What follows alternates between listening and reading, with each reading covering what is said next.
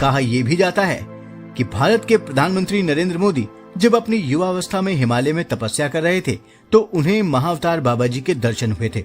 नरेंद्र मोदी हिमालय छोड़कर वापस नहीं जाना चाहते थे, लेकिन महाअवतार बाबा जी ने उन्हें संसार के बीच रहकर काम करने के लिए कहा था।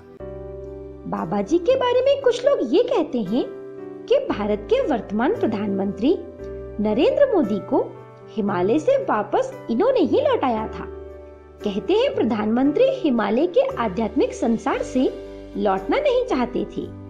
ठीक उसी प्रकार जैसे लाहिड़ी महाशय भी बाबा जी के पास ही रुक जाना चाहते थे, लेकिन बाबा जी ने उन्हें क्रिया योग के प्रसार के लिए पुनः संसार में भेज दिया। बाबा जी ने कहा, ये जन्म तुम्हें संसार में ही रहकर बिताना होगा, लेकिन तुम जब भी चाहोगे मैं तुम्हें दर्शन देने आया करूंगा। बाबा जी ने भारत समेत पूरे विश्व के लिए अनेक योजनाएं बना रखी हैं।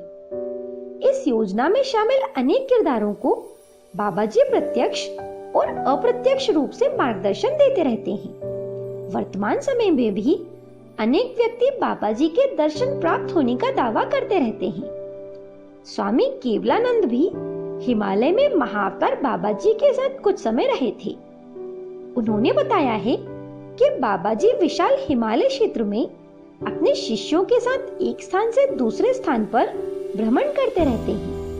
उनके छोटी सी शिष्य मंडली में 2 अत्यंत उन्नत अमेरिकी शिष्य भी हैं। किसी स्थान पर कुछ समय बिताने के बाद बाबा जी कहते हैं, डेरा डंडा उठाओ। वे अपने पास एक डंडा रखते हैं। उनका ये आदेश अपनी मंडली के साथ तत्क्षण किसी दूसरे स्थान पर पहुंचने का संकेत होता है। बाबा जी के दर्शन पाने वालों ने बाबा जी को सदा इसी रूप में देखा है जो तस्वीरें आप देख रहे हैं।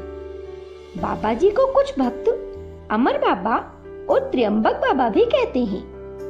महाअवतार बाबा के बारे में लाहिड़ी महाशय कहते थे कि जो भी बाबा जी का श्रद्धा पूर्वक स्मरण करता है उसे तत्काल आध्यात्मिक प्रकाश की प्राप्ति हो जाती है। भारत भूमि की इस महान विभूति को हमारा नमन। बाबा जी के बारे में आप क्या सोचते हैं?